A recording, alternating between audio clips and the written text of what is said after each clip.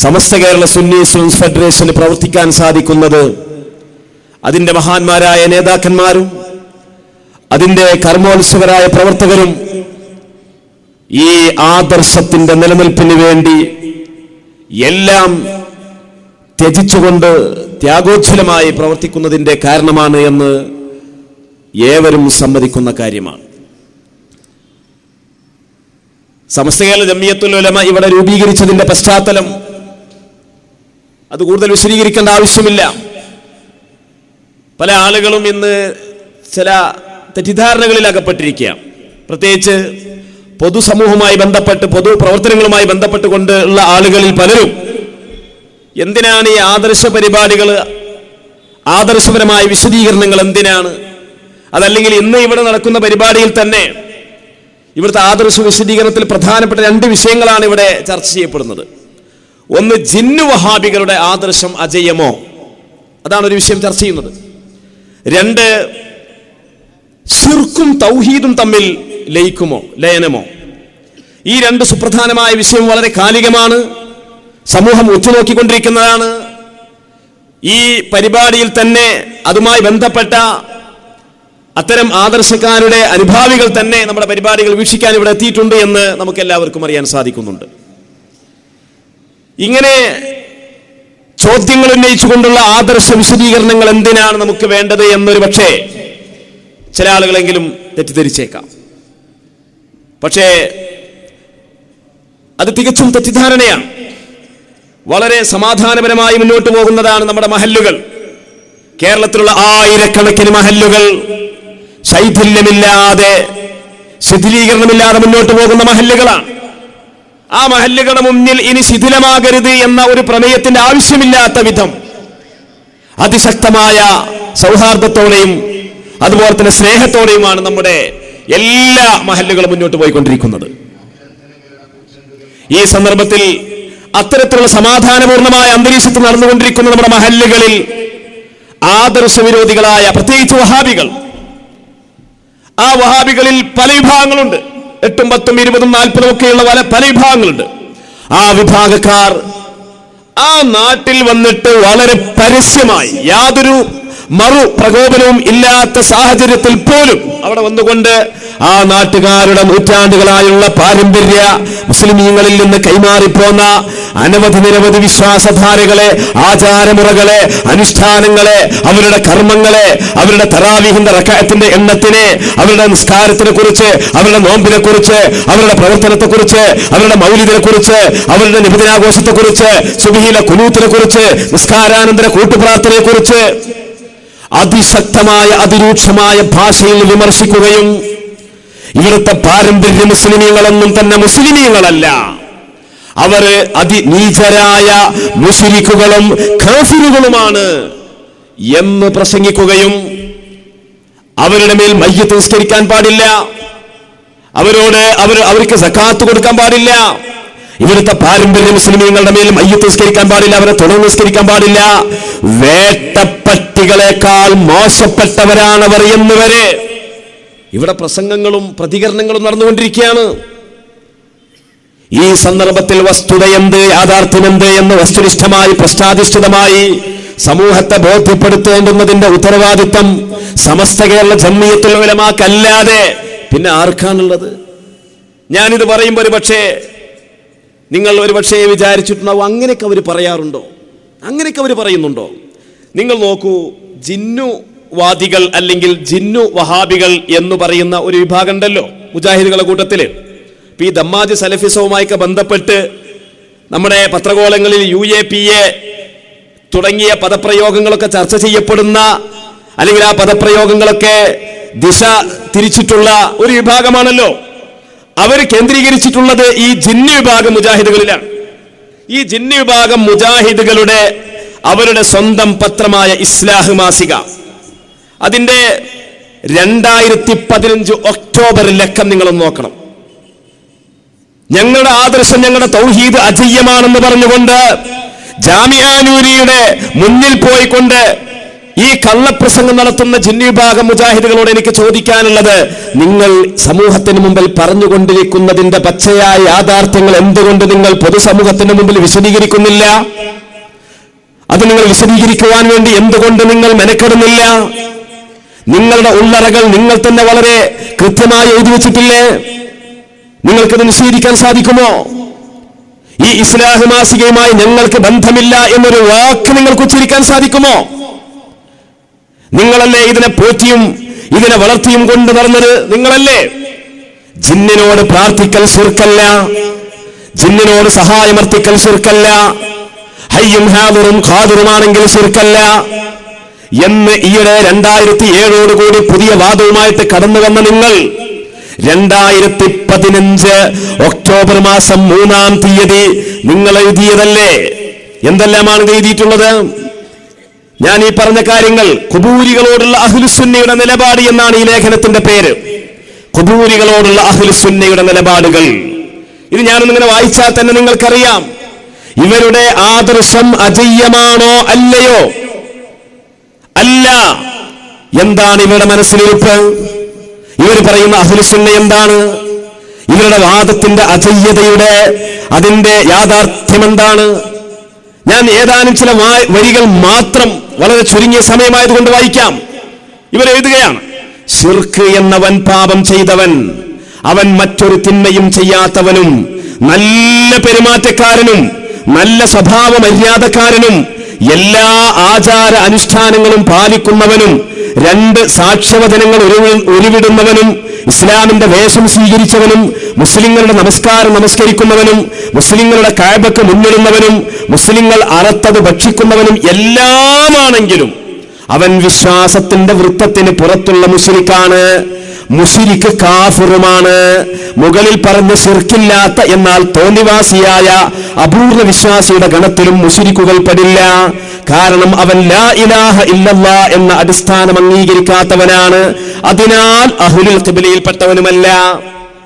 ഇപ്പൊ പട്ടിക്കാട് ചുങ്കത്ത് എന്നുകൊണ്ട് ഇവർ പ്രസംഗിക്കാൻ, ഞങ്ങൾ ആരും മുശ്രിക്കാക്കിയിട്ടില്ല, ഞങ്ങൾ ശിർക്ക് ചെയ്തു എന്ന് പറയുന്നു എന്നല്ലാതെ ഞങ്ങൾ ആരും മുശ്രിക്ക് എന്ന് പറഞ്ഞിട്ടില്ല, കാഫിർ എന്ന് പറഞ്ഞിട്ടില്ല. നിങ്ങളുടെ ഇസ്ലാഹ് മാസികയിൽ തന്നെ മുമ്പ് ഉമർ മൗലവി രേഖപ്പെടുത്തിയതിന്റെ സൽസബീലിന്റെ ഉദ്ധരണി നിങ്ങൾ തന്നെ എഴുതിയിട്ടുണ്ട്. യാ ശൈഖ് മുഹിയുദ്ദീൻ, അല്ലയോ മുഹിയുദ്ദീൻ ശൈഖായവരെ, അവിടുന്ന് ഞങ്ങളെ സഹായിക്കണേ, ശഫാഅത്ത് ചെയ്യണമേ എന്ന് പറഞ്ഞാൽ അവൻ കാഫിറാണ് എന്ന് സാക്ഷാൽ ഉമർ മൗലവി രേഖപ്പെടുത്തിയതിനെ ഉദ്ധരിച്ചത് നിങ്ങളുടെ ഇസ്ലാഹ് മാസിക തന്നെയാണ്. അതിനെ വീണ്ടും പുനരാവർത്തിച്ചിരിക്കുകയാണ്. കാഫിറാണ്, മുശ്രിക്കാണ് എന്ന് ഇവർ പറയാ. പൊതുസമൂഹത്തെ തെറ്റിദ്ധരിപ്പിക്കുവാൻ വേണ്ടി ഞങ്ങളുടെ തൗഹീദ് അജയ്യമാണെന്ന് വ്യാജമായി വാദിക്കാൻ വേണ്ടി ഞങ്ങളാരും കാഫിർ എന്ന് പറഞ്ഞിട്ടില്ല എന്ന് പറയുമ്പോൾ പൊതുസമൂഹത്തിന്റെ ഒരു പിന്തുണ കിട്ടുമെന്നായിരിക്കും. കിട്ടൂല. ഇതൊക്കെ പച്ചയായിട്ട് നിങ്ങൾ മലയാളത്തിൽ എഴുതിയതല്ലേ? തീർന്നില്ല. മരണപ്പെട്ടവരെ കുറിച്ച് അവർ ഉപകാരവും ഉപദ്രവവും ചെയ്യുമെന്ന് വിശ്വസിക്കുന്നവൻ, അല്ലെങ്കിൽ അവരോട് ഇസ്തിഗാസ നടത്തുന്നവൻ, അല്ലെങ്കിൽ അള്ളാഹുവിന് പുറമെ അവരോട് ദുആ ചെയ്യുന്നവൻ, അല്ലാഹുവല്ലാതെ ആരാധനക്കർഹൻ മറ്റാരുമില്ലെന്ന് സാക്ഷ്യപ്പെടുത്തുകയും നമസ്കരിക്കുകയും നോമ്പ് നോൽക്കുകയും ചെയ്താലും അവൻ മുശ്രിക്കായി തീരും. ഇസ്തിഗാസ ചെയ്തോ നിസ്കരിച്ചാലും മുശ്രിക്ക് തന്നെയാണ്, കാഫിർ തന്നെയാണ്. അല്ലാഹു അല്ലാത്തവരോട് ദുആ ചെയ്യുന്നവൻ എന്നുള്ളത് അവരുണ്ടാക്കിയ വാക്കാണ് കേട്ടോ. നമ്മൾ അല്ലാഹ് അല്ലാത്തവരോട് ദുആ ഇറക്കുന്നവരല്ല. ഇസ്തിഗാസയും ദുആയും രണ്ടാണ്. അതെന്താവട്ടെ, ഇത് ഇവരെഴുതിയത് ഞാൻ ഉദ്ധരിക്കുകയാണ്. അല്ലാഹു അല്ലാത്തവരോട് ദുആ ചെയ്യുന്നവൻ മുസ്ലിങ്ങളുടെ ഒരു ഗണത്തിലും പെട്ടവനല്ലാത്തതിനാലാണ് അവന് അനന്തരാവകാശത്തിന് അർഹതയില്ലാതെയായത്. അവന്റെ സ്വത്ത് മുസ്ലിം അനന്തരമെടുക്കാൻ പാടില്ല. ജിന്നുവാദ മുജാഹിദുകളോട് എനിക്ക് പറയാനുള്ളത്, നാളെ നിങ്ങളുടെ ബാപ്പ മരിച്ചാൽ നിങ്ങളുടെ സുന്നിയായ ബാപ്പയുടെ മുതല് അനന്തരം നിങ്ങൾ എടുക്കാൻ പാടില്ല. നിങ്ങളാണ് എഴുതി വെച്ചത്. പ്രത്യേകിച്ച് മുസ്ലിയാർ എന്ന പേരും പറഞ്ഞിട്ട് നടക്കുന്ന ഒരാളുണ്ടല്ലോ, പുതുപ്പുകറമ്പുകാരൻ. ഞാൻ അദ്ദേഹത്തെ വ്യക്തിപരമായിട്ടോ ഇവിടെ അങ്ങനത്തെ ഒരു സദസ്സ് ആയിട്ട് പറയില്ല. ഇവിടെ വളരെ മനോഹരമായൊരു സദസ്സാണ്. പക്ഷേ വളരെ ഘോരമായ രൂപത്തിൽ നമ്മുടെ പരിസരത്ത് നിന്നുകൊണ്ട് പ്രസംഗിച്ച അദ്ദേഹം മുസ്ലിയാരൊന്നുമല്ല. ചമ്മാട് ദാറുൽ ഹുദയിൽ 1 കൊല്ലത്തിന്റെ താഴെ പഠിക്കാൻ വേണ്ടി ചെന്നു ചാടിപ്പോയ ഒരാളെ പറ്റി മുസ്ലിയാരെന്ന് സ്വയം പറയാം. അദ്ദേഹത്തിന്റെ ബാപ്പ നല്ല സുന്നിയാണല്ലോ. ആരാണ് ആദ്യം മരിക്കുക എന്ന് പറയാൻ പറ്റില്ല. നിങ്ങൾ തയ്യാറാകുമോ? ബാപ്പ മരിക്കുന്ന സമയത്ത് എനിക്ക് സ്വത്ത് വേണ്ട എന്ന് പറയാൻ തയ്യാറാകുമോ? നിങ്ങളല്ലേ എഴുതി വെച്ചത്? നിങ്ങളെ സ്വന്തം പത്രമല്ലേ ഈ എഴുതി വെക്കുന്നത്? കഴിഞ്ഞില്ല കേട്ടോ. സുന്നി മരിച്ചാൽ അവന്റെ സ്വത്ത് അനന്തരമെടുക്കാൻ പാടില്ല. കാരണം അവൻ കാഫിറാണ്, ഖുബൂരിയാണ്. ഇത് എഴുതി വെച്ചില്ലേ? തീർന്നില്ല. ഇനിയും എന്തൊക്കെയാണ് ഇവരുടെ വാദം? അജയ്യമാണെന്ന് പറയുമ്പോ നിങ്ങൾ ഇതൊക്കെ മനസ്സിലാക്കണം. പ്രത്യേകിച്ച് നിഷ്പക്ഷതയോടുകൂടി കാര്യങ്ങൾ വിലയിരുത്തുന്ന ഒരുപാട് സഹോദരന്മാർ നമ്മുടെ ഇടയിലുണ്ട്. അവർക്കൊക്കെ ചിലപ്പോൾ ഒരു തോന്നലുണ്ടാവും, എന്തിനാണ് ഇങ്ങനത്തെ പരിപാടികളെന്ന്. ഈ തരത്തിൽ ഇവിടുത്തെ പാരമ്പര്യ മുസ്ലിമീങ്ങളെ കഠിനമായി, അതികഠിനമായി, അതിതീവ്രമായി, രക്തരൂക്ഷിതമായി ഈ രൂപത്തിൽ വിമർശിക്കുന്ന, ആക്ഷേപിക്കുന്ന, ആരോപിക്കുന്ന, മുശ്രിക്കാക്കുന്ന, കാഫിറാക്കുന്ന ആളുകളുടെ തനിനിറം എന്താണ്? ഇത് നമ്മൾ മനസ്സിലാക്കേണ്ടതല്ലേ? വീണ്ടും അവരെഴുതുകയാണ്, മതത്തിൽ നിന്ന് പുറത്തു പോയിട്ടുള്ള കാഫിറാണോ അല്ലേ എന്ന വിഷയത്തിൽ പണ്ഡിതന്മാർ വ്യത്യസ്ത വീക്ഷണം പ്രകടിപ്പിച്ചിട്ടുള്ള അലസത കാരണം നമസ്കാരം ഒഴിവാക്കുന്ന വളരെ വിഷമാവസ്ഥയുള്ള സ്വന്തം സഹോദരന് സക്കാത്ത് നൽകാൻ പാടില്ലെങ്കിൽ പിന്നെ അല്ലാഹു അല്ലാത്തവരോട് ഇസ്തിഗാസ നടത്തുന്ന, ജാറത്തിൽ പോകുന്ന ഖുബൂരിക്ക് എങ്ങനെ സക്കാത്ത് നൽകാൻ പറ്റും? ഇസ്തിഗാസ ചെയ്യുന്ന ഉദാഹരണം മങ്കൂസ് മൗലിദിൽ അശ്ശഫാഅത ഹബ്ലനാ ഫിൽ ഖിയാമത്തി മുസ്ഫിഖാ വഹ്ലനാ ഇൻദാഅ സയ്യിദി ഖൈറൻ നബി. സഹാബിമാർ നബിയോട് ശഫാഅത്ത് അപേക്ഷിച്ചിട്ടില്ലേ? അബൂ ഹുറൈറ റളിയല്ലാഹു അൻഹു അപേക്ഷിച്ചിട്ടില്ലേ റസൂലുള്ളാഹിനോട്? ഇമാം തുർമുദി റിപ്പോർട്ട് ചെയ്ത ഹദീസിലില്ലേ? ഇമാം തബ്റാനി റിപ്പോർട്ട് ചെയ്ത ഹദീസിലില്ലേ? ഒരു സഹാബി വന്നുകൊണ്ട് നബി സല്ലല്ലാഹു അലൈഹി വസല്ലം തങ്ങളോട് പറയുകയാണ്, നബിയേ ഇന്നി സായിലുക ശൈആ, നബിയേ അങ്ങയോട് എനിക്കൊരു കാര്യം ചോദിക്കാനുണ്ട്. നബി തങ്ങൾ പറയുകയാണ്, എന്താണ് നിനക്ക് ചോദിക്കാനുള്ളത്? നീ ചോദിച്ചുകൊള്ളുക. ആ സഹാബി എന്താ ചോദിച്ചത്? ഇന്നി അസ്അലുക അൻ തജ്അലനി മിമ്മൻ തശ്ഫഉ ലഹു യൗമൽ ഖിയാമ. നബിയേ അങ്ങ് പരലോകത്ത് ശുപാർശ ചെയ്യുന്നവരിൽ സാധുവായ എന്നെ പെടുത്തണം നബിയേ. ശുപാർശ ചോദിക്കുകയാണ്, ഇസ്തിഗാസ ചെയ്യുകയാണ്, സഹായം തേടുകയാണ്. നബി തങ്ങൾ തിരിച്ചെന്താ ചോദിച്ചത്? മൻ അല്ലമക ഹാദാ വമൻ അഖ്ബറക ബിഹാദാ വമൻ ദല്ലക അലാ ഹാദാ. ആരാണിത്? ഇത് നിനക്ക് പഠിപ്പിച്ചത്, ഇത് നിന്നെ അറിയിച്ചതാരാണ്, ഇത് നിനക്ക് പറഞ്ഞു തന്നതാരാണ്? ആ സഹാബി പറയുന്നു, മാ അല്ലമനി വമാ ദല്ലനി വലാ അഖ്ബറനി ഇല്ലാ നഫ്സി. ഇത് ഞാൻ സ്വന്തമായി എടുത്ത തീരുമാനമാണ് നബിയെ. ഞാൻ അങ്ങയോട് അപേക്ഷിക്കുന്നു നബിയെ, അങ്ങനെക്ക് ശഫാഅത്ത് ചെയ്യണം. ഇവിടുന്ന് ശഫാഅത്ത് ചെയ്യണമെന്നല്ല പറയുന്നത്, ദുനിയാവെന്ന ചോദിക്കുന്നത്. പക്ഷെ ചോദിക്കുന്നത് പരലോകത്തെ കാര്യമാണ്. പരലോകത്ത് ശഫാഅത്ത് ചെയ്യുന്നവരിൽ എന്നെ ഉൾപ്പെടുത്തണേ നബിയേ. അങ്ങനെ ഒരു പവർ അല്ലാഹുവിന്റെ റസൂലുള്ളാഹിക്ക്, അല്ലാഹുവിന്റെ റസൂലിന് അല്ലാഹു കൊടുത്തിട്ടുണ്ട്. അങ്ങനെ ഒരു പവർ മുഹയ്യിദ്ദീൻ ശൈഖ് റളിയല്ലാഹു അൻഹുവിന് അല്ലാഹു കൊടുത്തതാണ്. റസൂലുള്ളാഹിക്ക് കൊടുത്ത പവർ മുഅ്ജിസത്തിന്റെ പവറാണെങ്കിൽ മുഹയ്യിദ്ദീൻ ശൈഖ് തങ്ങൾക്ക് കൊടുക്കുന്ന പവർ കറാമത്തിന്റെ പവറാണെന്ന് മാത്രം. മുഹയ്യിദ്ദീൻ ശൈഖ് റളിയല്ലാഹു അൻഹു അങ്ങനെ എന്തെല്ലാം പറഞ്ഞിട്ടുണ്ട്. മുഹയ്യിദ്ദീൻ മാല നുണയാണെന്നല്ല പറയുന്നത്.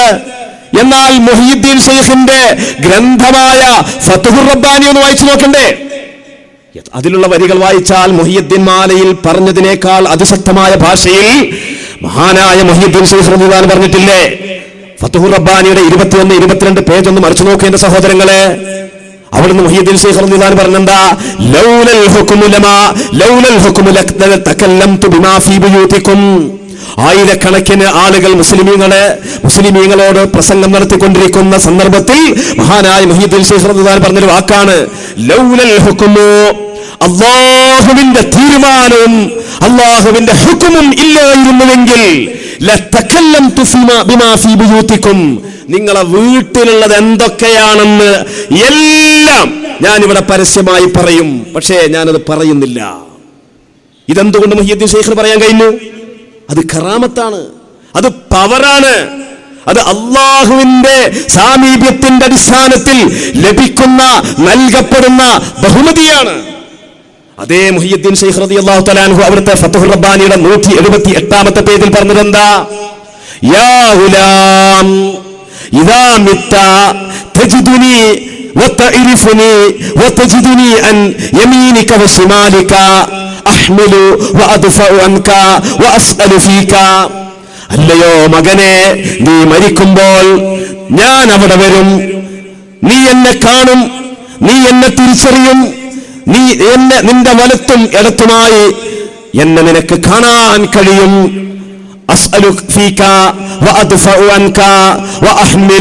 നിന്റെ കാര്യം ഞാൻ ഏറ്റെടുക്കും, നിന്നെ തൊട്ട് ഞാൻ പ്രതിരോധം നടത്തും, നിനക്ക് വേണ്ടി ഞാൻ അല്ലാഹുവിനോട് ശുപാർശ ചെയ്യും.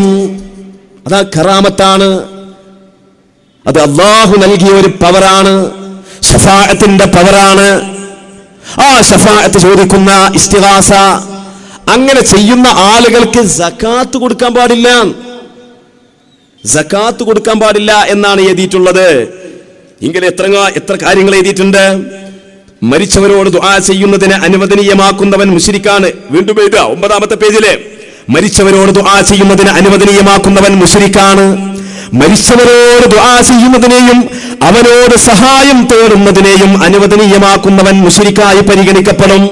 അവന്റെയും അവന്റെ അതേ പ്രവൃത്തി ചെയ്യുന്നവന്റെയും പിന്നിൽ വെച്ച് നമസ്കരിക്കാവതല്ല, തുടരാൻ പാടില്ല. ഞാൻ ചോദിക്കട്ടെ, അജയ്യമാണ് ഞങ്ങളുടെ ആദർശം എന്ന് പറയുന്ന ആൾക്കാർ പിന്നെ എന്തിനാണ് ഞങ്ങളെ പള്ളിയിൽ വന്നിട്ട് ഞങ്ങളെ ഇമാമിന്റെ പിന്നിൽ എന്തിനാ നിങ്ങൾ തുടരുന്നത്? എന്തിനാ? അപ്പൊ നിങ്ങൾ എഴുതുന്നതും പറയുന്നതും പ്രവർത്തിക്കുന്നതും തമ്മിൽ വൈരുദ്ധ്യമില്ലേ? എഴുതുന്നതും പറയുന്നതും പ്രവർത്തിക്കുന്നതും തമ്മിൽ വൈരുദ്ധ്യമില്ലേ? ഇതിനല്ലേ നിഫാഖ് എന്ന് പറയുക? ഇത് പണ്ട് മദീനയിലുണ്ടായിരുന്ന മുനാഫിക്കീങ്ങൾ ചെയ്ത അതേ പ്രവൃത്തിയുടെ അനുരണനവും അതിന്റെ പ്രതിഫലനവും അതിന്റെ അനുകരണവും അല്ലേ? വഇദാ ഖീല ലഹും ലാ തുഫ്സിദൂ ഫിൽ അർളി ഖാലൂ ഇന്നമാ നഹ്നു മുസ്ലിഹൂൻ അലാ ഇന്നഹും ഹുമുൽ മുഫ്സിദൂൻ.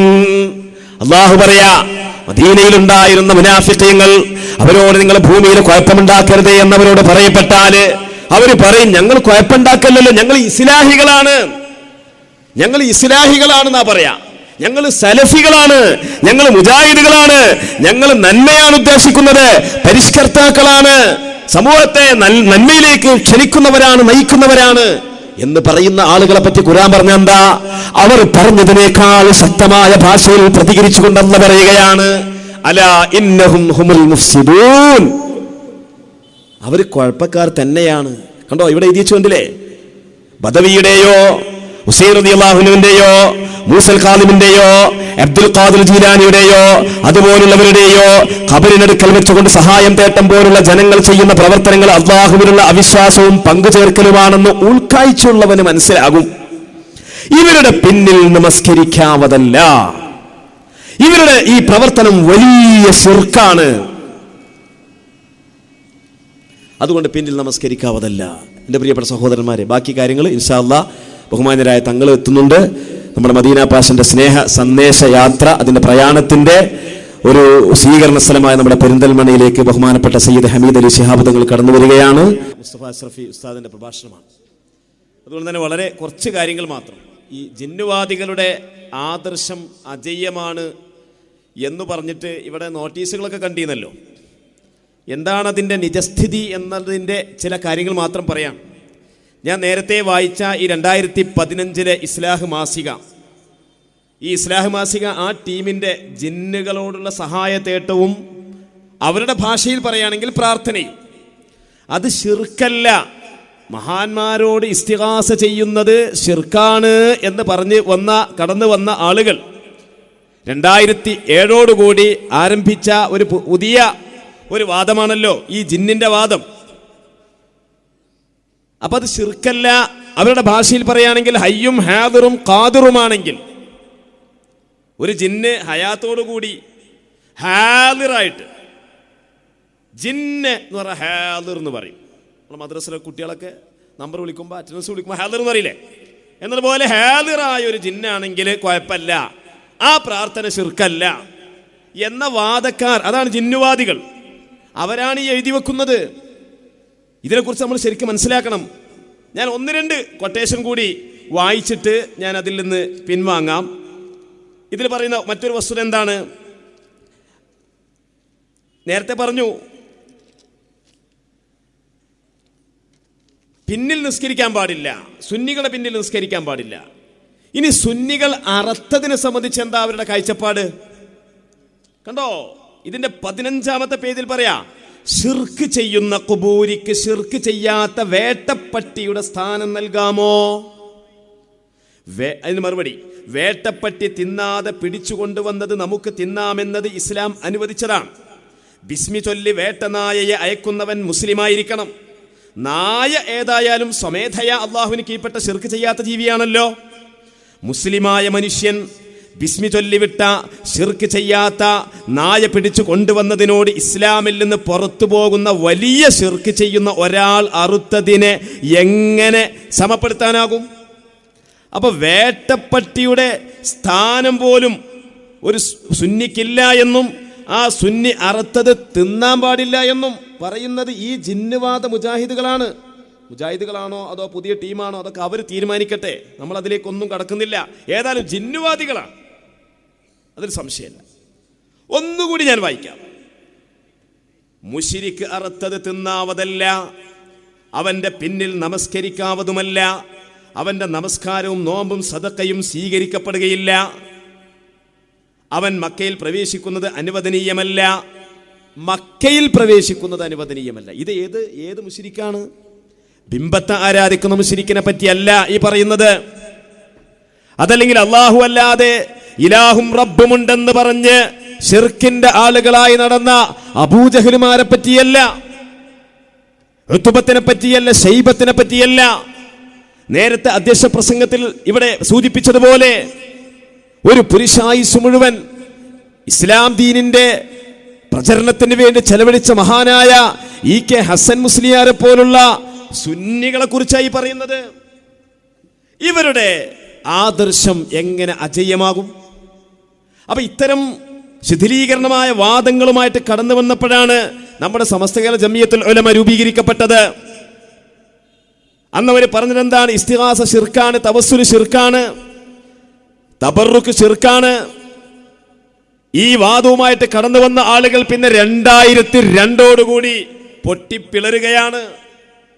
പരസ്പരം ശിർക്കാരോപണവുമായിട്ട് സുന്നികൾ മാത്രമല്ല മുശ്രിക്കുകൾ, ഇപ്പൊ നിങ്ങളും മുശ്രിക്കുകളായിട്ടുണ്ട് എന്ന് പറഞ്ഞുകൊണ്ട് തമ്മിൽ ശിർക്ക് ആരോപിച്ചുകൊണ്ട് കടന്നു വരികയാണ്. അപ്പോഴാണ് പിന്നീട് ഒരു 5 വർഷം കഴിഞ്ഞപ്പോഴത്തേക്ക് 2007 അവിടെ മുതൽക്കാണ് ഈ ജിന്നുവാദികൾ എന്ന് പറഞ്ഞിട്ടൊരു വിഭാഗം പൊട്ടിപ്പുറപ്പെട്ടത്.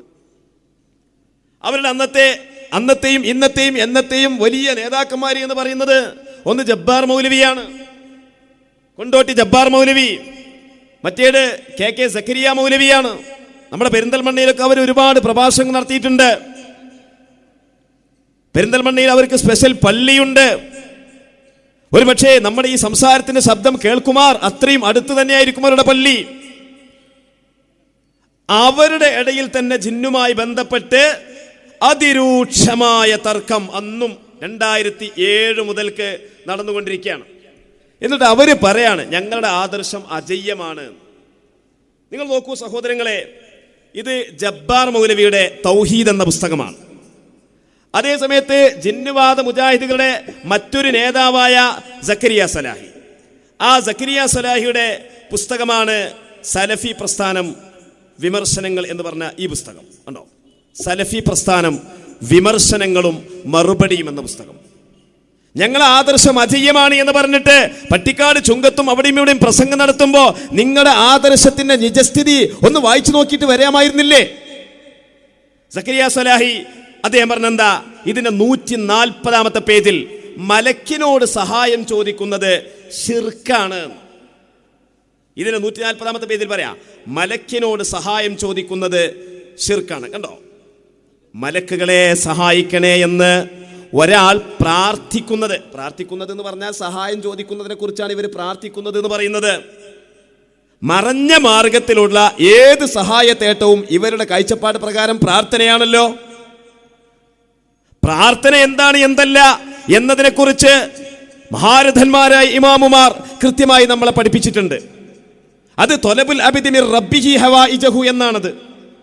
ഇമാം ഫഖ്റുദ്ദീൻ റാസി റളിയല്ലാഹു തആല അൻഹു അവിടുത്തെ തഫ്സീറുൽ കബീറിലും മറ്റൊരുപാട് ഗ്രന്ഥങ്ങളിലും അക്കാര്യങ്ങൾ നമ്മെ പഠിപ്പിച്ചിട്ടുണ്ട്.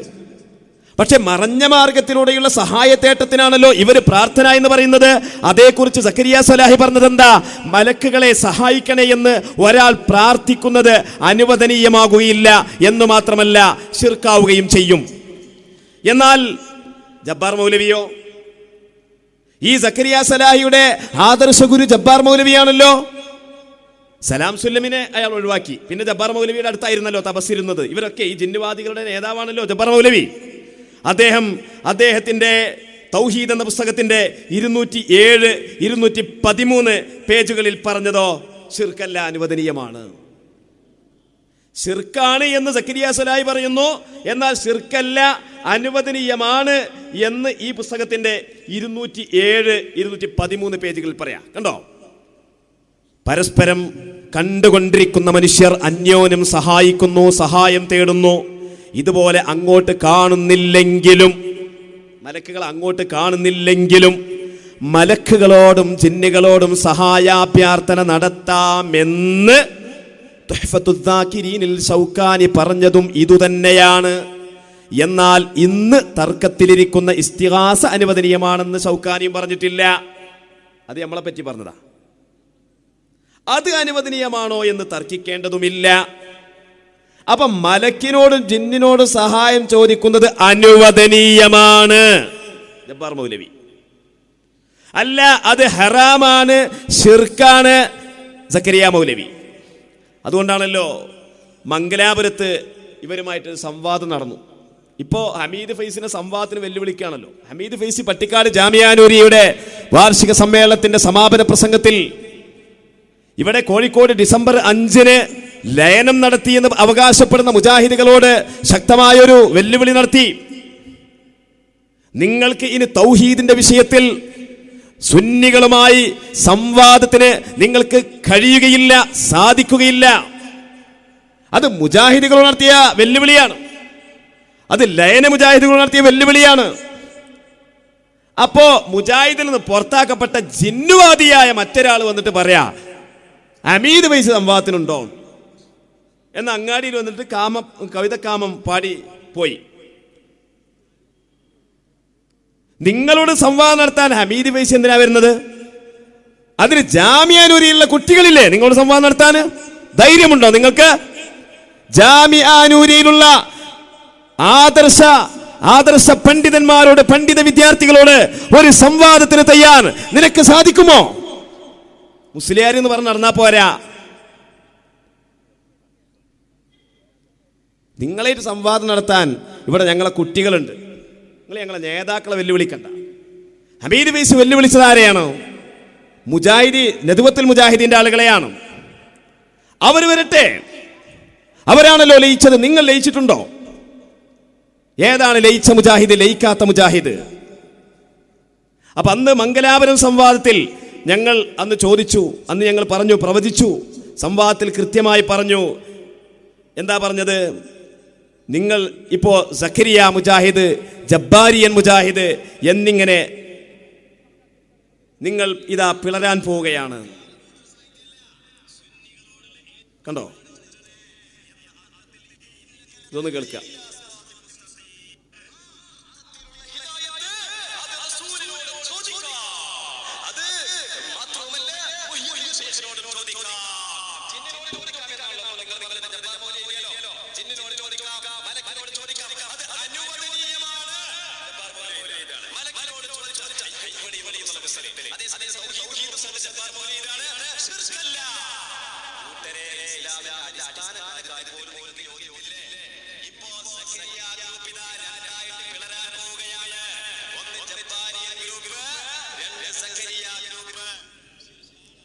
അന്ന് എൻ്റെ പ്രിയപ്പെട്ട സഹോദരന്മാരെ, അന്ന് മംഗലാപുരത്ത് വെച്ചുകൊണ്ട് നമ്മൾ ചോദിച്ചതാ, ഫൈസൽ മൗലവിയോട് ചോദിച്ചതാ, നിങ്ങളുടെ ഗ്രൂപ്പ് ഇതാ രണ്ടായിട്ട് പിളരാൻ പോവുകയാണ്. ഒന്ന് ജബ്ബാരിയൻ ഗ്രൂപ്പ്, ഒന്ന് സക്കരിയ ഗ്രൂപ്പ്. എന്ത് പറയാനുണ്ട് ഫൈസൽ മൗലവിക്ക്? തൗഹീദും ശിർക്കും വെച്ചുകൊണ്ടല്ലേ ഈ കളി? അപ്പൊ 2007 ജിന്നിനോട് പ്രാർത്ഥിക്കൽ അല്ലെങ്കിൽ സഹായമർത്ഥിക്കൽ ശിർക്കല്ല, അല്ലെങ്കിൽ ശിർക്കാണ്. ഇങ്ങനെ അങ്ങോട്ടും ഇങ്ങോട്ടും ശിർക്കും തൗഹീദും പറയുന്ന ആളുകളുടെ അവരുടെ ആദർശം എങ്ങനെ അജയ്യമാകാനാണ്? അവരുടെ ആദർശം എൻ്റെ സഹോദരന്മാരെ എങ്ങനെയാണ് അജയ്യമാവുക? എന്നിട്ട് ഞങ്ങളുടെ ആദർശം അജയ്യമാണ് എന്ന് പറഞ്ഞുകൊണ്ട് നമ്മുടെ സ്ഥാപനത്തിന് മുമ്പിൽ വെച്ചുകൊണ്ട് പരിപാടി നടത്തുക. എന്നിട്ട് പരിപാടി നടത്തിക്കൊണ്ട് തിരിച്ചു പോവുകയാണ്. എങ്ങനെയാണ് നിങ്ങളുടെ ആദർശം അജയ്യമാവുക? നിങ്ങൾ പറയുന്ന ആദർശം എന്താണ്? കാര്യകാരണ ബന്ധം. പട്ടിക്കാട് ചുങ്കത്ത് വെച്ചുകൊണ്ട് ഇയാൾ പറയാ കാര്യകാരണ ബന്ധത്തിനപ്പുറത്തുള്ളത്, അതാണ് ഇത്ര ഗൈബ് എന്ന് പറയുന്നത്. കാര്യകാരണ ബന്ധത്തിന് അപ്പുറത്തുള്ളത് അള്ളാഹുവിനോട് മാത്രമേ സഹായം ചോദിക്കാവൂ. കാര്യകാരണ ബന്ധത്തിന് ഇപ്പുറത്തുള്ളത് അത് സൃഷ്ടികളോടാണ് സഹായം ചോദിക്കേണ്ടത്. ഇതാണ് തൗഹീദ്. ആരാ പറഞ്ഞു കൂട്ടരെ അതാണ് തൗഹീദ് എന്നുള്ളത്? എന്നിട്ട് പറയാ എന്താ പറഞ്ഞത്? അല്ലാഹു തആല ചെയ്യുന്ന കാര്യങ്ങൾക്കൊന്നും തന്നെ കാരണമില്ല. പടപ്പുകൾ ചെയ്യുന്ന കാര്യങ്ങൾക്കൊക്കെ കാരണമുണ്ട്. അല്ലാഹു തആല ചെയ്യുന്ന കാര്യങ്ങൾക്കൊന്നും തന്നെ കാരണമില്ല. അതുകൊണ്ട് കാര്യകാരണ ബന്ധത്തിനപ്പുറത്തുള്ളത് എന്താണ് അതിൻ്റെ അർത്ഥം എന്നുള്ളത് ഈ പറയുന്ന ആൾക്കാർക്ക് തന്നെ മനസ്സിലാവുന്നില്ല. ഞാൻ എൻ്റെ ശബ്ദം ശ്രവിക്കുന്ന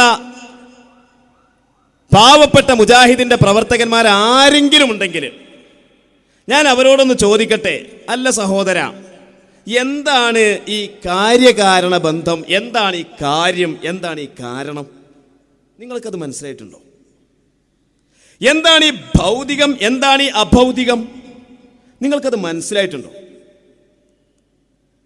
ഇസ്ലാമിന്റെ ഏറ്റവും ഒന്നാമത്തെ വാചകമായ ലാ ഇലാഹ ഇല്ലല്ലാഹ് എന്ന ആ തൗഹീദ്, ആ തൗഹീദിൽ നിങ്ങൾ എന്തിനാണ് ഈ ഭൗതികം അഭൗതികം എന്നത് കൊണ്ടുവന്നത്? അതിലെന്തിനാണ് നിങ്ങൾ ഈ കാര്യകാരണ ബന്ധം അപ്പുറം ഇപ്പുറം അങ്ങനെ ഒരു വാക്ക് കൊണ്ടുവന്നത്? മറഞ്ഞത് തെളിഞ്ഞത് ഇതൊക്കെ ആരാ പഠിപ്പിച്ചത്? തൗഹീദുമായിട്ടാണല്ലോ ആദം നബി അലൈഹി സ്വലാം മുതൽക്കുള്ള സർവ്വ പ്രവാചകന്മാരും വന്നിട്ടുള്ളത്. അവരാരെങ്കിലും അങ്ങനെ എന്തെങ്കിലും പറഞ്ഞിട്ടുണ്ടോ? ഖുർആനിന്റെ ഏതെങ്കിലും ഒരു ആയത്തിൽ അങ്ങനെ ചൂണ്ടിക്കാണിക്കാൻ പറ്റുമോ? നബി സല്ലല്ലാഹു അലൈഹി വസല്ലമ തങ്ങളുടെ ഏതെങ്കിലും ഒരു ഹദീസിൽ അത് ഉണ്ടോ? അല്ലെങ്കിൽ ഇമാമിങ്ങളെ ഏതെങ്കിലും ഒരു കിതാബിൽ അങ്ങനെയുണ്ടോ? ഇതൊക്കെ നിങ്ങളായിട്ട് ഉണ്ടാക്കിയ തൗഹീദല്ലേ? നിങ്ങൾ ഞങ്ങളുടെ തൗഹീദ് അജയ്യം എന്ന് പറയുമ്പോൾ ആ തൗഹീദ് ആരുണ്ടാക്കിയതാ? അത് നബിമാർക്ക് പരിചയമുണ്ടോ? സ്വഹാബിമാർക്ക് പരിചയമുണ്ടോ? ഇമാമിങ്ങൾക്ക് പരിചയമുണ്ടോ? മുൻഗാമികൾക്ക് അറിയുമോ? ഞാൻ ഒറ്റ കാര്യം കൂടി പറഞ്ഞിട്ട് നിർത്തുകയാണ്. എന്താണ് ഈ അല്ലാഹു തആല ഒരു കാര്യം ഉണ്ടാക്കുമ്പോൾ അതിന് കാരണം ഉണ്ടോ ഇല്ലേ? ഇവര് പറയുന്നത് ഞങ്ങളെ ആദർശം, ഈ ജിന്നുവാദികൾ പറയുന്നത് ഞങ്ങളെ ആദർശം എന്ന് പറഞ്ഞാൽ അല്ലാഹു തആല ഒരു കാര്യം ചെയ്യുന്നതിന് കാരണമില്ല. പടപ്പുകൾ ഒരു കാര്യം ചെയ്യുന്നതിന് കാരണം ഉണ്ട്. അതുകൊണ്ട് കാര്യകാരണ ബന്ധത്തിന് അപ്പുറത്തുള്ള സഹായത്തേട്ടം പടച്ചോനോട്. ഇതാണ് തൗഹീദ്, ഇതാണ് ലാ ഇലാഹ ഇല്ലല്ലാഹ് എന്ന് പറയുന്ന ആളുകളോട് എനിക്ക് ചോദിക്കാനുള്ളത്, എനിക്ക് പറയാനുള്ളത്, അല്ലാഹു തആല വിശുദ്ധ ഖുർആനിൽ പറഞ്ഞ ഒരു ആയത്തിനെ കുറിച്ചാണ്. സൂറത്തുൽ അംഫാലിൽ അല്ലാഹു പറയാം. എന്താ അല്ലാഹു പറയുന്നത്? ഹുവല്ലദീ അയ്യദക ബിനസ്രിഹി വബിൽ മുഅ്മിനീൻ. ഹുവല്ലദീ അയ്യദക ബിനസ്രിഹി വബിൽ മുഅ്മിനീൻ. അവൻ അല്ലാഹുവാണ് നബിയെ അങ്ങയെ ശക്തിപ്പെടുത്തിയത്. ബിനസ്രിഹി അല്ലാഹുവിന്റെ സഹായം കൊണ്ടും വബിൽ മുഅ്മിനീന മുഅ്മിനീങ്ങളെ കൊണ്ടും. കണ്ടോ, നബി തങ്ങളെ സഹായിക്കുക, നബിയെ ശക്തിപ്പെടുത്തുക എന്നുള്ളതിന് അല്ലാഹു തആല രണ്ട് കാരണമാ വച്ചത്. ഒന്ന് ബിനസ്രിഹി അല്ലാഹുവിന്റെ സഹായം കൊണ്ട്, ഒന്ന് വബിൽ മുഅ്മിനീന മുഅ്മിനീങ്ങളെ കൊണ്ട്. ഈ ആയത്ത് സൂറത്തുൽ അംഫാലിന്റെ 62-ാമത്തെ ആയത്താണ്. ഈ ആയത്തിനെ വിശദീകരിച്ചുകൊണ്ട് എന്താ മുഫസ്സിരീങ്ങൾ പറയുന്നത്? ശരിക്കും ശ്രദ്ധിക്കണം. ഇവിടുത്തെ മുതഅല്ലിമീങ്ങൾ ശ്രദ്ധിക്കണം, നാട്ടുകാർ ശ്രദ്ധിക്കണം. എൻ്റെ ശബ്ദം ശ്രവിക്കുന്ന പ്രിയപ്പെട്ട മുജാഹിദിന്റെയോ അല്ലെങ്കിൽ ജിന്നുവാദികളായ ഗ്രൂപ്പുകാരുടെയോ പ്രവർത്തകരാരെങ്കിലും അടുത്തു നിന്നോ അകലത്തു നിന്നോ അത് കേൾക്കുന്നുണ്ടെങ്കിൽ ഒന്ന് ശ്രദ്ധിക്കണം. മുഫസ്സിരീങ്ങൾ എന്താ പറയുന്നത്? അത്തഈദു വന്നസ്റു മിനല്ലാഹി അസ്സ വജല്ല വഹദ. നബിയെ ശക്തിപ്പെടുത്തുന്നതും സഹായിക്കുന്നതും അല്ലാഹുവിൽ നിന്നു മാത്രമാണ്. അല്ലാഹുവിന്റെ സഹായം, ആ സഹായം പക്ഷേ ലാകിന്നഹു യകൂനു ബി അസ്ബാബിൻ ബാത്തിനത്തിൻ ഗൈരി മഅലൂമ വബി അസ്ബാബിൻ ളാഹിറത്തിൻ മഅലൂമ. അല്ലാഹുവിന്റെ സഹായത്തിന്, അതാണ് കാര്യം എന്ന് പറയുന്നത്, ആ കാര്യത്തിന് രണ്ട് കാരണമുണ്ട് എന്നാ. ഒന്ന് പ്രത്യക്ഷവും സാധാരണവുമായ കാരണം, രണ്ട് പ്രത്യക്ഷമല്ലാത്ത പരോക്ഷമായ അസാധാരണമായ കാരണം. ഇങ്ങനെ രണ്ട് കാരണങ്ങളിലൂടെയാണ് അല്ലാഹു തആല നബിയെ ശക്തിപ്പെടുത്തുക, സഹായിക്കുക എന്ന കാര്യത്തെ സംവിധാനിക്കുന്നത്. ഇതാണ് ഈ സൂറത്തുൽ അൻഫാലിന്റെ 62-ാമത്തെ ആയത്തിലൂടെ അല്ലാഹു നമ്മെ പഠിപ്പിക്കുന്നത് എന്ന് മുഫസ്സിരീങ്ങൾ രേഖപ്പെടുത്തുകയാണ്. തഫ്സീറുൽ ഖാസിനിൽ കാണാം, തഫ്സീറുൽ റാസിയിൽ കാണാം, അങ്ങനെ ഒരുപാട് തഫ്സീറുകളിൽ കാണാം. അപ്പൊ അല്ലാഹു തആല ഇവിടെ ഒരു പ്രവൃത്തി ചെയ്യാൻ ഒരുപാട് കാരണങ്ങൾ അല്ലാഹു തആല സംവിധാനിക്കുന്നുണ്ട്. അതുകൊണ്ട് തന്നെ ഈ ജിന്നുവാദ ഗ്രൂപ്പുകാരുടെ ഈ വിശ്വാസമുണ്ടല്ലോ, അല്ലാഹു തആല ഇവിടെ കാര്യങ്ങൾ ചെയ്യുന്നതിന് കാരണങ്ങളില്ല എന്ന് പറയുന്ന ഈ വിശ്വാസം ഉണ്ടല്ലോ, അത് ശരിയല്ല. എന്തുകൊണ്ട്? മുഫസ്സിരീങ്ങൾ പറയാണ്, വല്ലാഹു സുബ്ഹാനഹു വ തആല ഹുവ മുസബ്ബിബുൽ അസ്ബാബ്. അല്ലാഹു തആല സബബുകളെ സൃഷ്ടിക്കുന്നവനാണ്.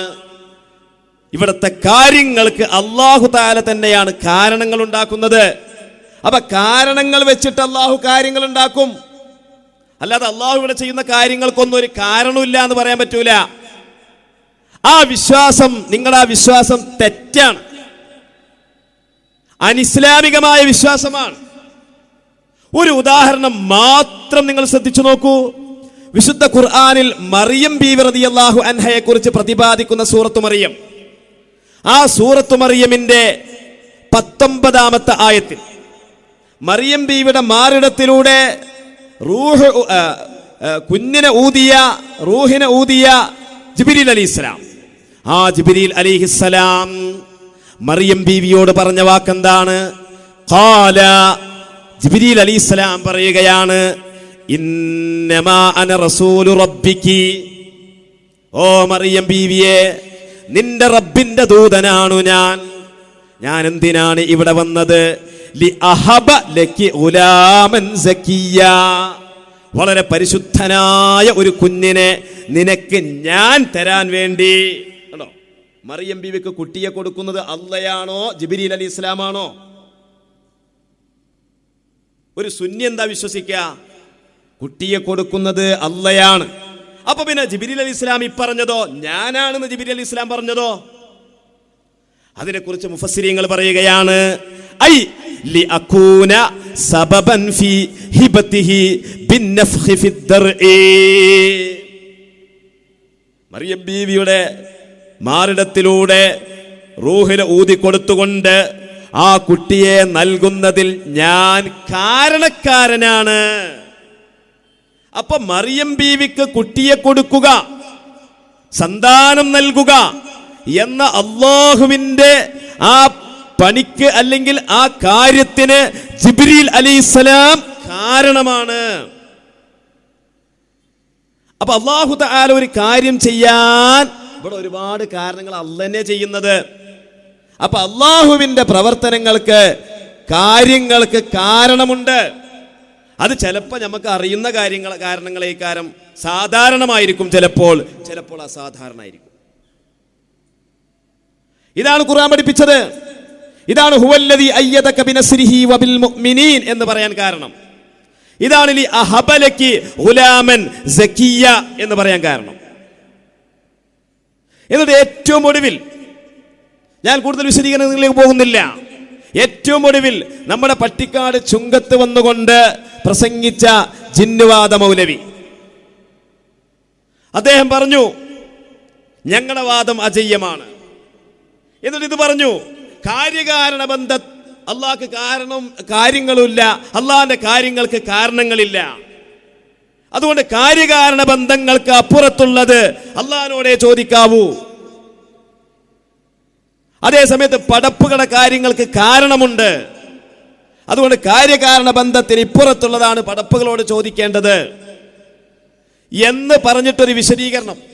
എന്നിട്ട് ആ വിശദീകരണത്തിൽ നിന്ന് പിന്നെ കുറെ വിശദീകരണങ്ങൾ. പക്ഷേ നിങ്ങളുടെ ഈ ആദർശം ഉണ്ടല്ലോ, ഈ വിശദീകരണം ശുദ്ധ വങ്കത്വമാണ്. ഇത് ശരിയായ വിശദീകരണമല്ല. ഇങ്ങനൊരു തൗഹീദ് പഠിപ്പിക്കപ്പെട്ടിട്ടില്ല. അതുകൊണ്ടാണ് നിങ്ങൾ ഇത്തരത്തിലുള്ള അസംബന്ധമായ തെറ്റായ വാദഗതികൾ വെച്ച് പുലർത്തുന്നത് കൊണ്ടാണ് ഇവിടുത്തെ പാരമ്പര്യ മുസ്ലിമീങ്ങളെ സംബന്ധിച്ച്, നമ്മുടെ മഹല്ലുകളിലെ മുസ്ലിമീങ്ങളെ സംബന്ധിച്ച് അവർ അറുത്തത് തിന്നാൻ പാടില്ല എന്ന് നിങ്ങൾ എഴുതി വെച്ചത്, അവരെ തുടർന്ന് നിസ്കരിക്കാൻ പാടില്ല എന്ന് എഴുതി വെച്ചത്, അവരുടെ മേൽ മയ്യിത്ത് നിസ്കരിക്കാൻ പാടില്ല എന്ന് നിങ്ങൾ എഴുതി വെച്ചത്, അവർ മരിച്ചാൽ അനന്തരാവകാശം എടുക്കാൻ പാടില്ല എന്ന് നിങ്ങൾ എഴുതി വെച്ചത്, അവർ മുസ്ലിമീങ്ങളെ മഖബറയിൽ മറമാടാൻ പാടില്ല എന്ന് നിങ്ങൾ എഴുതി വെച്ചത്, ഇത് ഈ തെറ്റായ തൗഹീദ് വെച്ച് പുലർത്തിക്കൊണ്ടാണ്. അതുകൊണ്ട് തന്നെ ജിന്നുവാദികളുടെ ആദർശം എന്ന് പറയുന്നത് അജയ്യമല്ല. ജിന്നുകളോട് സഹായം ചോദിക്കുന്നതും പ്രാർത്ഥിക്കുന്നതും അത് അവരുടെ ഭാഷയാണ്, പ്രാർത്ഥന എന്നുള്ളത് നമ്മുടെ ഭാഷയല്ല. സഹായതേട്ടത്തിനെല്ലാം പ്രാർത്ഥന എന്ന് പറയുന്ന പ്രയോഗം നമ്മൾ ഉപയോഗിക്കാറില്ല. പക്ഷെ സഹായതേട്ടത്തിനെ കുറിച്ച് പ്രാർത്ഥന എന്ന് പരിചയപ്പെടുത്തുന്ന അവരാണ്. അതുകൊണ്ടാണ് നമ്മൾ അങ്ങനെ പറയുന്നത്. ഇങ്ങനെ ജിന്നുകളോട് സഹായം ചോദിക്കുന്നത് ആ പ്രാർത്ഥന അത് ശിർക്കല്ല, അത് അനുവദനീയമാണ് എന്ന് രേഖപ്പെടുത്തിയതിന്റെ പേരിലാണ് 2012 ഈ ജിന്നുവാദികൾ മുജാഹിദുകളിൽ നിന്ന് പുറത്താക്കപ്പെട്ടത്. ആ പുറത്താക്കപ്പെട്ട മുജാഹിദുകളെ അവർ മുജാഹിദാണോ അല്ലേ, അത് മുജാഹിദുകൾ തന്നെ തീരുമാനിച്ചോട്ടെ. മുജാഹിദുകൾ പറയുന്നത്, കേരള നേതൃത്വത്തിൽ മുജാഹിദീന്റെ ആളുകൾ പറയുന്നത് അവരെ ഞങ്ങൾ പുറത്താക്കിയിട്ടുണ്ട് എന്നാ. അവരിപ്പോ മുജാഹിദ് അല്ല എന്നാ. പിന്നെ അവരെന്താണ്, ദമ്മാജിങ്ങൾ എന്നാണോ? അല്ലാഹു അഅലം. നമ്മളതിനെ പറ്റി ഒന്നും പറയുന്നില്ല. ആ വിഭാഗം അവരാ പിന്നെ വന്നിട്ട് ബഹുമാനപ്പെട്ട ഹമീദ് ഫൈസിയോട് വെല്ലുവിളിക്കുന്നത് എന്താ, ഞങ്ങൾ തയ്യാറാണ്. ആരെപ്പോ നിങ്ങളെ വെല്ലുവിളിച്ചത്? നിങ്ങളെ കുറിച്ച് ഇവിടെ ആരാ സംസാരിച്ചത്?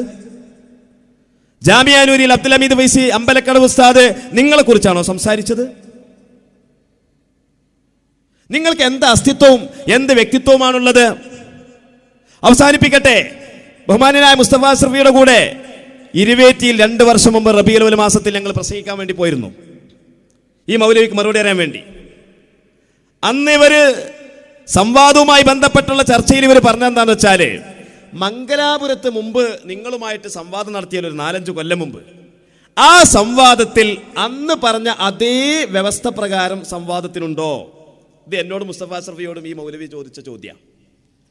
അന്ന് ബഹുമാനപ്പെട്ട മുസ്തഫ അസ്രഫി അതിന് മറുപടി കൊടുത്തു, അതെ, ഞങ്ങൾ ഒരുക്കമാണ്. മംഗലാപുരം സംവാദത്തിൽ അന്ന് ഞങ്ങളുമായിട്ട് സംവാദത്തിന് വന്ന ആളുകൾ തന്നെയായിരിക്കണം ഈ സംവാദത്തിനും വരേണ്ടത്. തയ്യാറുണ്ടോ?